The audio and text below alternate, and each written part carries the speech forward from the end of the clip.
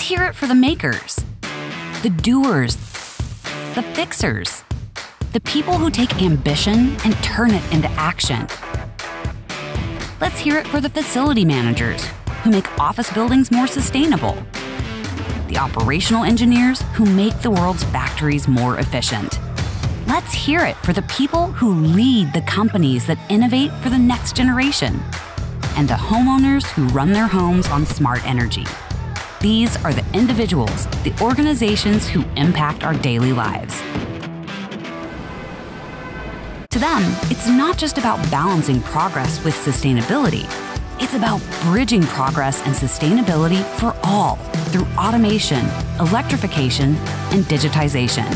If we're going to do more with less, every single step counts, big and small. Let's hear it for the makers. Let's hear it for the impact makers.